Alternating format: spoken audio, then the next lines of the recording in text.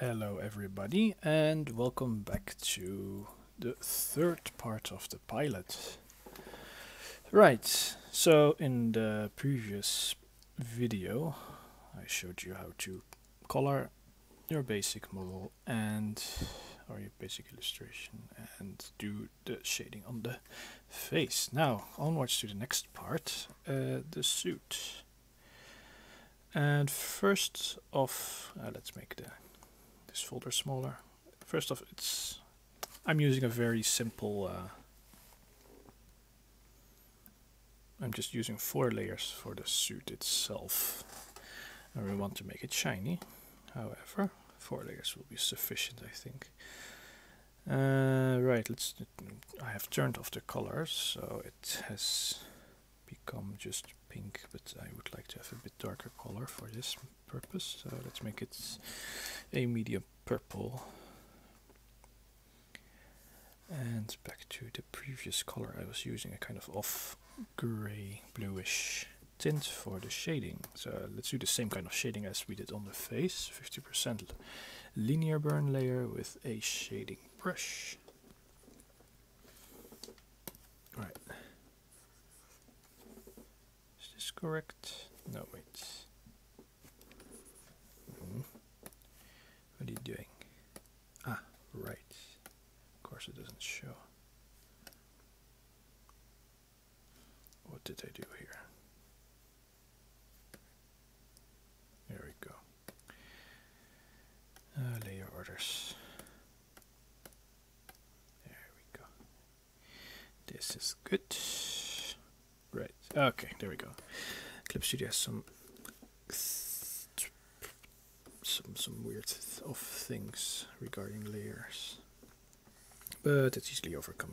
Once you think about it logically, then you can have the layers. When you have the layers in the correct order, it's just fine. You just have to think about it a little bit. Still used to the Photoshop method, but I don't know exactly what the difference was anymore. But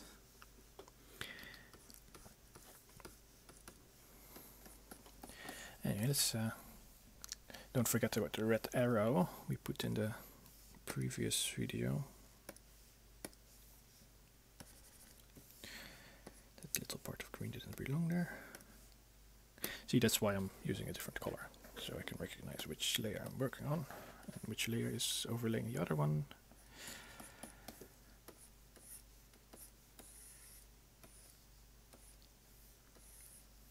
Again, I'm not going for super realism. I'm going for well, again, I didn't say it before. In my drawings, I don't go for super realism. I just go for what looks good, because I tried a bit to dabble in more realistic coloring approach, but somehow it doesn't turn out to be so spectacular, and it's kind of it's difficult. You think too much about something very simple. I mean, it's very simple, but it's hard to recreate. If you want to go for a realistic approach, that's fine. Props to you, but my drawings are a comic style, and the whole setting is unrealistic. So I'd rather go for what looks good.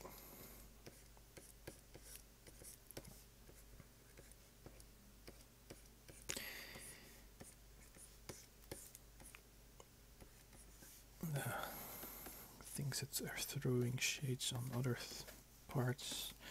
Remember the head. Okay, let's go for a softer brush. Get those a bit of a rounding everywhere. Not really considering it as shading, but just make everything look a bit more 3D. Saying, hey, this arm is actually round instead of flat with some shading. And oh yes, the step mate is really nice. You can change the brush size on the fly and zoom in and zoom out, etc. For those interested, I'm working on a Cintiq 21UX, second generation. I got second hand. Hooray for an abundance of old electronics in this country. And it works great. I mean, there's nothing wrong with working on another tablet. I've been working on non-screen pen tablets for years. So I decided to upgrade, and it was one of the best choices. Right, now I have the shading done, and let's go for reflections. Let's not go for the highlights just yet. Okay. First off, we have to consider what reflects on what. So let's just first work from the top to the bottom. Alright, we have the suit will be of a shiny material, which means it will be acting like a kind of a diffused mirror, lightly diffused mirror. And which means, well, first we have of the objects that are close to the material itself, which are here in this case the face. You just pick the color of the face that's closest, so it's the darker kind of skin. And I use the G pen for that. You can also use the shadow brush. Maybe it's nicer. Get those slight transitions going, because it's after all it's on a curved surface, so you might want to have that curvature in there as well. Again, use the transparent option for brushes to delete certain parts you don't need, like create this more sharp reflection of the hair. And here we have some facial mirroring on this area, which sticks out. Maybe some hair on the side. Of course, doesn't need to be super accurate as long as it's there. Okay, let's turn on the colors of the suit again. And this little area here that I deleted wasn't right. Good, then let's do this reflection of the suit on the suit itself. So we have here the black arm, which reflects on this part of the suit, maybe here as well. Yeah, this would make sense. Here, deleted a bit on the outer rim here, not because of the reflective light on the, which we'll be doing in a bit, but because, well, this part here doesn't reflect the arm. I'll do some orange and white here. And transparent brush again to delete it, because, and as you get closer to the material you want to have reflected on, that certain part, it has to go stronger as well. So the further you go, the softer you make the reflection, the closer you get. Well, it's all very logical, but these are things you have to consider while actually doing it. I mean, you can be as good as you think you are in anything in theory, but to bring it into practice is it's a bit different. I think you all know that. And if not, then maybe this helps a little bit. And it's the case for most things in life, whether you like it or not. Right. There we go. Here a little bit of little happy trees. Some orange. Delicious orange. I like orange. Just because I'm Dutch, maybe. Maybe. Right. Get some orange here.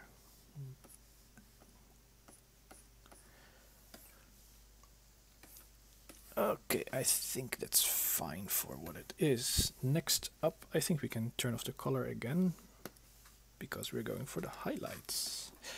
This thing that makes everything shiny. Alright, considering again this red arrow, where does the light come from? Okay, if we go for a single light source, let's just go for something simple like a big bar of light. And let's just go for the area that's closest to the arm. Where would you consider the light falling on? It's here. I think this area would be the area to have lit up. Or reflect actually, because it doesn't light up. It reflects the light from the source where you have, well, an imaginary light source where you have this arrow placed, or imaginary arrows. I usually don't use it. How would it go on this arm?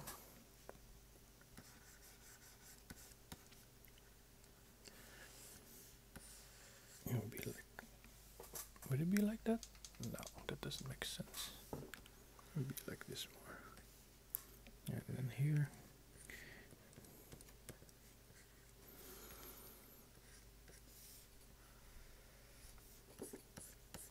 Again, this is all pretty rough.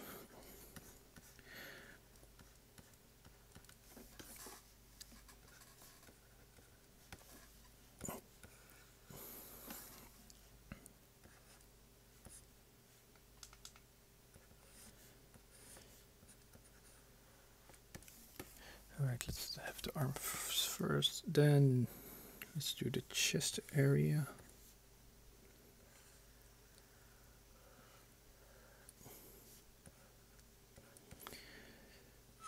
I think one of the important things when doing highlights is to not fill the areas where you have reflections going, or at least not too much.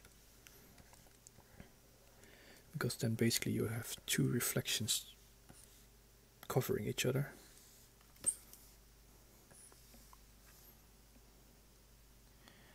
Okay, the light would be going like this, kind of.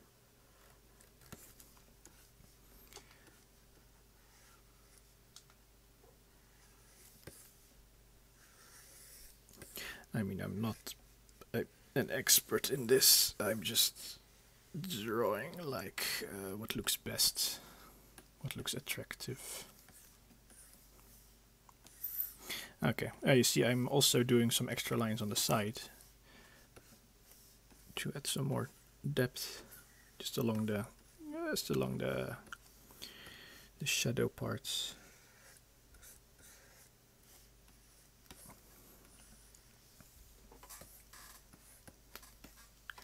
Just to simulate some kind of rim lighting or a secondary light source coming from the other side.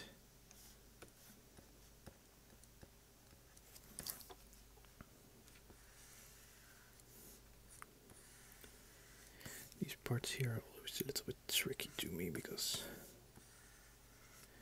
how would the light fall?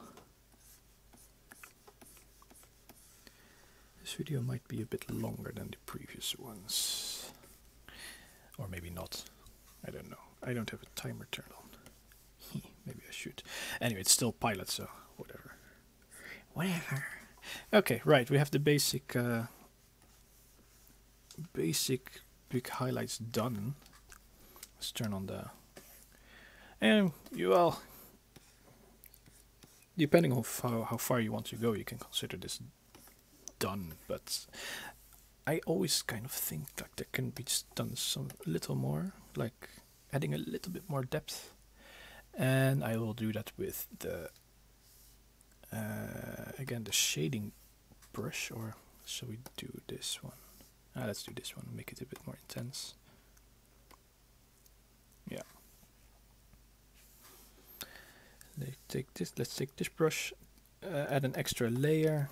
Let's say I'll call it rim light, and let's just use this one to do the. No, let's do the. Yeah, let's use this on the outside of the suit, a little bit across along the edges. just simulate that rim light always. That gives a little bit of extra depth. Some parts you can leave out, really.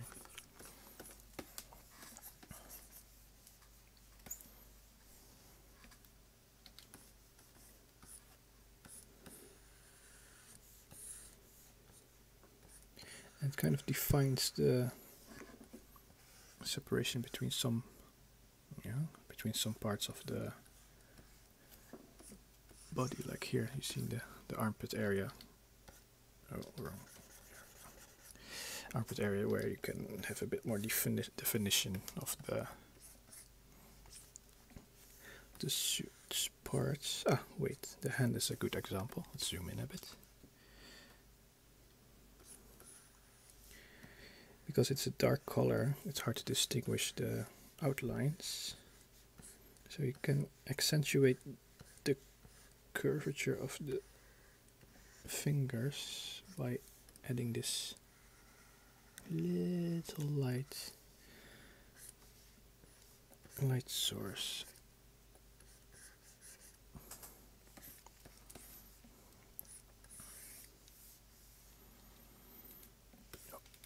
So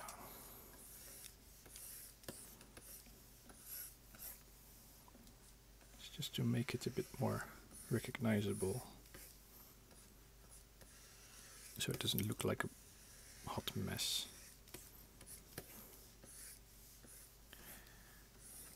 Oh.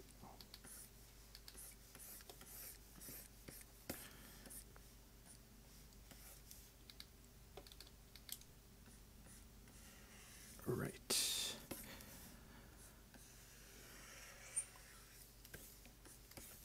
And especially on the shading side, if you put some rim light there, it makes the whole thing pop out much more. Yeah, I'm just looking at the big image now. I'm working on my third screen, so how that actually looks.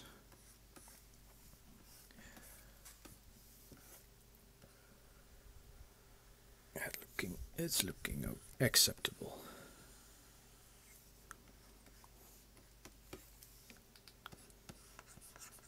There we go. Okay, it's pretty neat. Can we consider this done? Let's zoom out a little bit, add some, make this brush softer again, and add a little bit of extra white light over the parts that are lit up the most.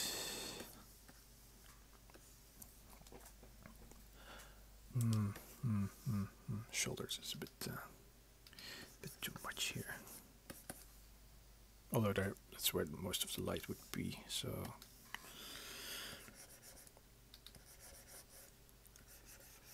different approach.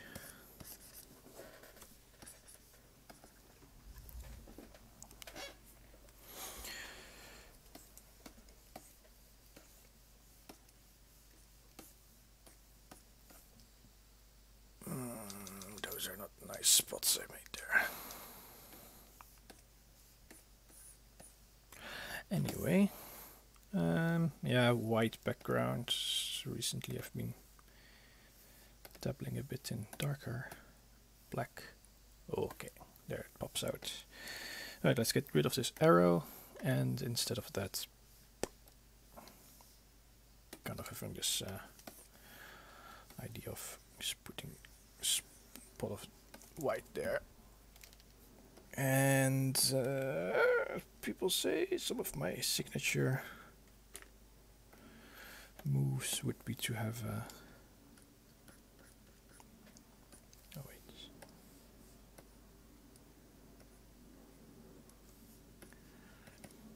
Gets a little bit more reflection here on the hair. Signature move would be to have a gradient overlay, but not too strong.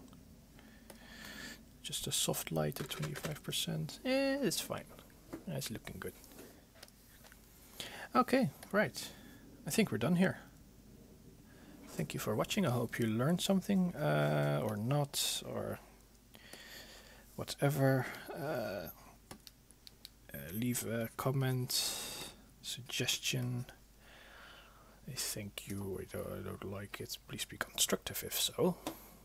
And, well, if you liked it and you want to see more, please let me know as well. And I'll try to do more like this. Anyway, see you and thank you for watching. Bye bye.